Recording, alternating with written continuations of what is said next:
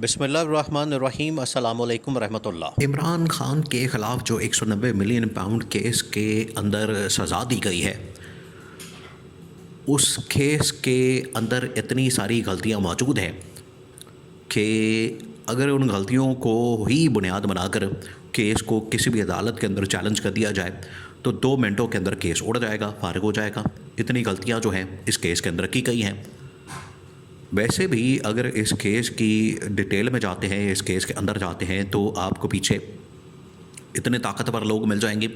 अंदर जो है वो आपको शरीफ ख़ानदानी ही नज़र आ जाएगा, मिल जाएगा। उसके पीछे जो है आपको नवाज़ शरीफ का बेटा हसन नवाज़ मिल जाएगा। उनकी मनी ट्रेल पर आपको निकालनी पड़ेगी। और ये उस वक्त की सारी डीलें हुई हैं, उस वक्त के सारे मामलात हुए हैं जब नवाज़ शरीफ बज़ात ख़ुद हुकूमत में था, गवर्नमेंट में था, वज़ीर-ए-आज़म था 2013, 14, 15 के अंदर। ये उस वक्त की ट्रांजैक्शन है, ये उस वक्त के मामलात हैं। तो उसमें तो नवाज़ शरीफ का जो बेटा हसन नवाज़ और नवाज़ शरीफ बज़ात ख़ुद, क्योंकि बेनामी अकाउंट्स बनाना, बेनामी प्रॉपर्टीज़ बनाना वो इनका कारोबार है, वो इनकी कारोबार के अंदर है। इनको ये जो गुड़ सिखाया गया है, इनको ये जो कुलिया दिया गया, फार्मूला दिया गया, ये इसहाक डार की जानिब से दिया गया। क्योंकि इसहाक डार जो है वो अकाउंटेंट रह चुका है, तो उसको पता है कि किस तरीके से बेनामी अकाउंट्स और बेनामी प्रॉपर्टीज़ बनाते हैं।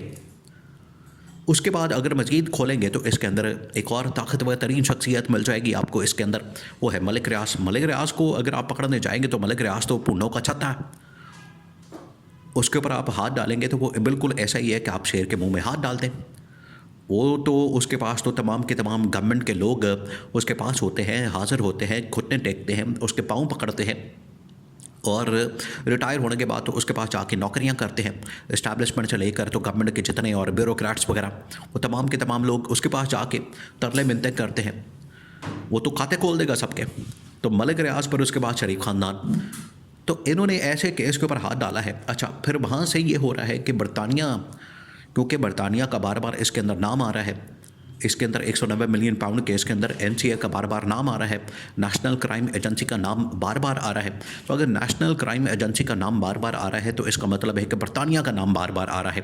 अगर बरतानिया का नाम बार बार आएगा तो बरतानिया तो आपको फिर डंडा देगा कि भाई आप क्यों हमारे खाते में पड़े हुए हैं, आपने क्यों हमारे खाते खोले हुए हैं, आपके मामलात हैं, आपके इंटरनल मामलात हैं, अंदरूनी मामलात हैं, उनको सॉल्व करें, उनको सुलझाएं, उनको हल करें। आज आके आप हमारे अंदर घुस जाते हैं। तो बरतानिया ने इसके ऊपर नाराज़गी का इजहार किया है और बरतानिया ने ये वाला मामला पाकिस्तान की हुकूमत और इस्टेब्लिशमेंट के साथ कन्वे किया। उन्होंने इनको बता दिया है ये बहुत अहम मामला है और बड़ा ही हसास मामला है, बड़ा हसास मामला है। एक तो पहले पाकिस्तान का जो इमेज है आलमी सतह के ऊपर वो इतना तबाह बर्बाद है, कोई इसकी बात नहीं सुनता, कोई इसके ऊपर जो है वो इसकी बात सुनने को तैयार नहीं। और इस हुकूमत के होते हुए तो ख़ास तौर पर कोई सुनने को तैयार नहीं होता, क्योंकि कोई भी डील नहीं करना चाहता इस गवर्नमेंट के साथ, हुकूमत के साथ। एक ऐसी जाली हुकूमत, मैंडेट के बगैर हुकूमत, मैंडेट भी इनके पास जाली, 2 नंबर और फॉर्म 47 वाली हुकूमत। अब ये जो बरतानिया से इतनी ज़्यादा सख्त किस्म की, बरतानिया से इतना सख्त किस्म का जो मैसेज आया है और उन्होंने जो इज़हार तशवीश किया है, उसके बाद एक और इंतहाई अहम तरीन इन्फॉर्मेशन सामने आई है, बहुत अहम तरीन। और ये इतनी बड़ी डेवलपमेंट है कि इसके बाद तो केस के पल्ले कुछ रहता ही नहीं है, कख नहीं बचता केस के पीछे, केस के अंदर कख नहीं बचता और पूरा का पूरा केस ही फारिग हो गया है। और इसके ऊपर जो है वो तमाम के तमाम जो कानूनी माहिरीन हैं वो भी रिपोर्ट कर रहे हैं और यहाँ पर सहाफ़ियों ने भी रिपोर्ट किया।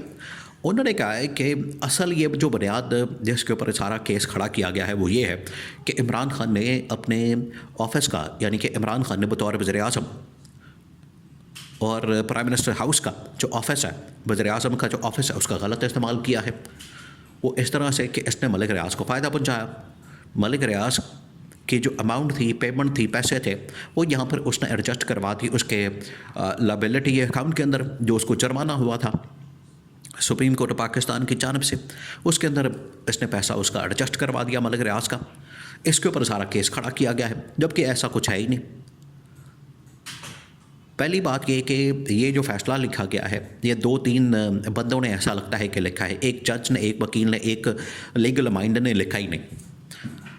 तो जैसे ये जाएगा, क्योंकि इसका पैटर्न बिल्कुल डिफरेंट है, इसकी लैंग्वेज जो है, ज़ुबान जो है, लैंग्वेज देखिए, एक कानूनी ज़ुबान होती है, एक लीगल लैंग्वेज होती है जिसमें ये तमाम के तमाम जितने केसेस बनाना, दायर करना, फिर उनके फ़ैसले आना, वो तमाम की तमाम जो रिपोर्टिंग होती है उसकी एक कानूनी लैंग्वेज है जो सबको पता होता है, एक कानूनी ज़बान इस्तेमाल की जाती है।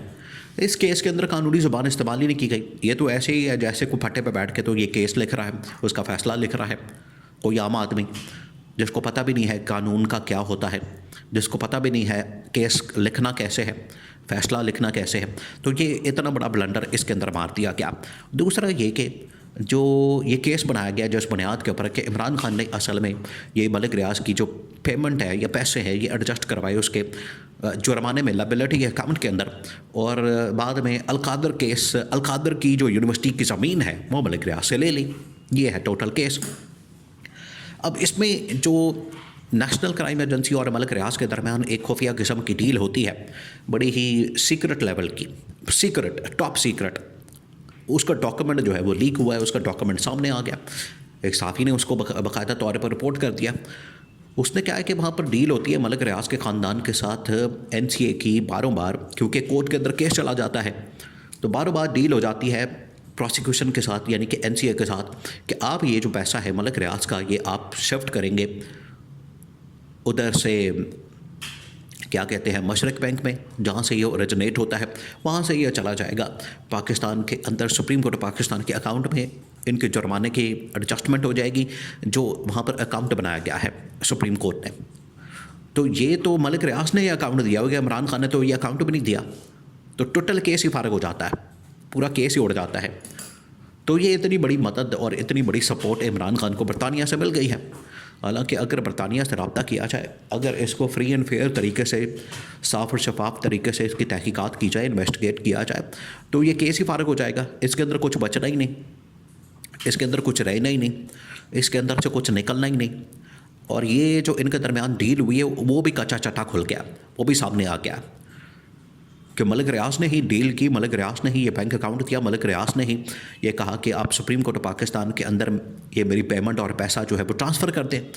तो इमरान खान ने तो सिर्फ रियासत पाकिस्तान के तौर पर, उसके नुमाइंदे के तौर पर, वज़ीर-ए-आज़म के तौर पर उसने तो सिर्फ एक सहूलतकारी की है, वरना ये पैसा उसी का है, उसी के अकाउंट के अंदर आ गया है।